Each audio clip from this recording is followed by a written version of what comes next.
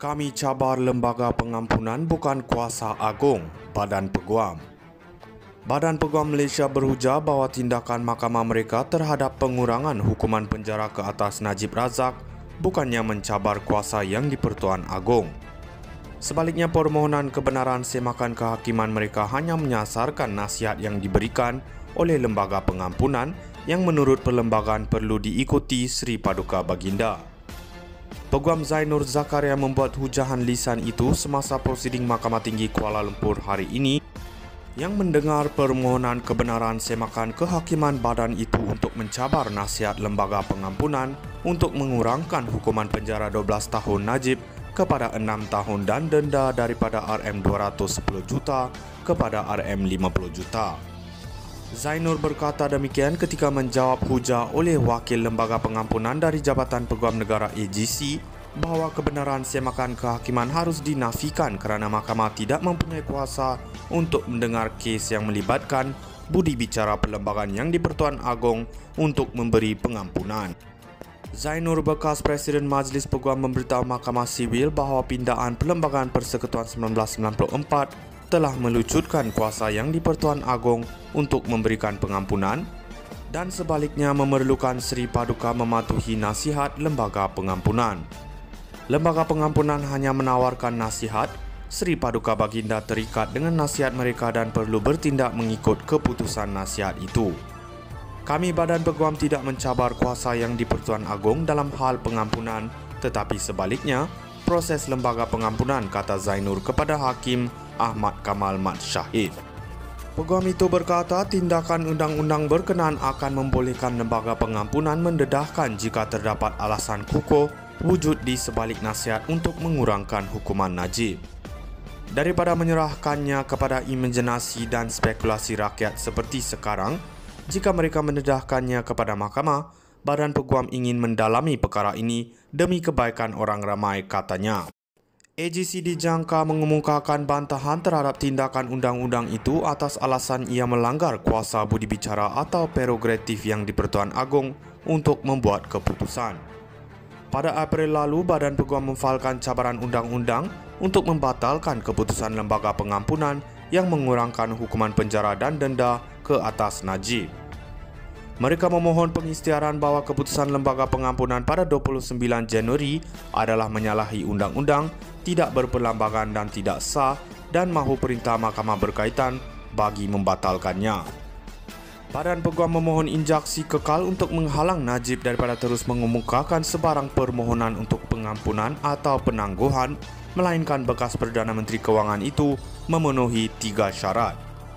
Ia termasuk semua pendakwaan jenayah atau pertuduhan terhadapnya telah selesai dibicarakan, Najib secara terbuka menerima tanggungjawab atas tindakannya yang dia telah disabitkan dan dia menyatakan keinsafan serta penyesalan atas tindakannya.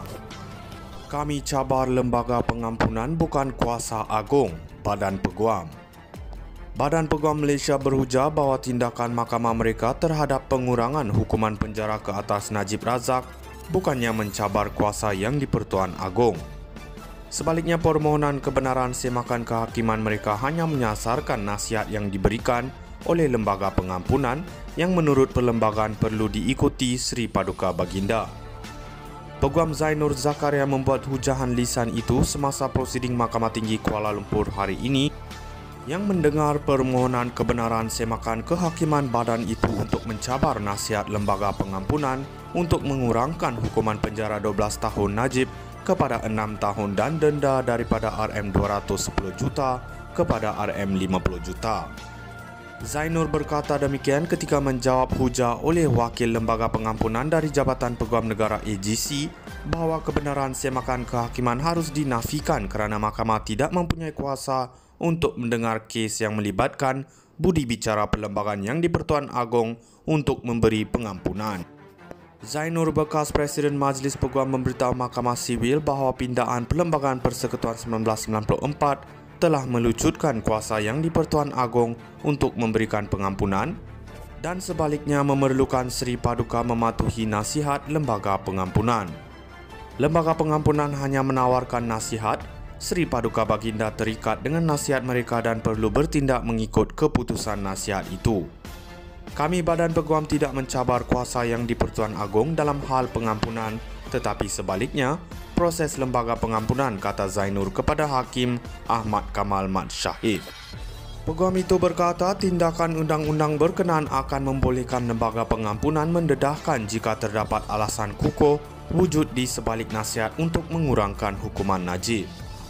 Daripada menyerahkannya kepada imajinasi dan spekulasi rakyat seperti sekarang, jika mereka mendedahkannya kepada mahkamah, Badan Peguam ingin mendalami perkara ini demi kebaikan orang ramai, katanya. AGC dijangka mengemukakan bantahan terhadap tindakan undang-undang itu atas alasan ia melanggar kuasa budi bicara atau prerogatif yang di-Pertuan Agong untuk membuat keputusan. Pada April lalu, Badan Peguam memfailkan cabaran undang-undang untuk membatalkan keputusan lembaga pengampunan yang mengurangkan hukuman penjara dan denda ke atas Najib. Mereka memohon pengisytiharan bahawa keputusan lembaga pengampunan pada 29 Januari adalah menyalahi undang-undang, tidak berperlembagaan dan tidak sah, dan mahu perintah mahkamah berkaitan bagi membatalkannya. Badan Peguam memohon injaksi kekal untuk menghalang Najib daripada terus mengemukakan sebarang permohonan untuk pengampunan atau penangguhan, melainkan bekas Perdana Menteri Kewangan itu memenuhi 3 syarat. Ia termasuk semua pendakwaan jenayah atau pertuduhan terhadapnya telah selesai dibicarakan, Najib secara terbuka menerima tanggungjawab atas tindakannya yang dia telah disabitkan dan dia menyatakan keinsafan serta penyesalan atas tindakannya. Kami cabar lembaga pengampunan bukan kuasa Agong.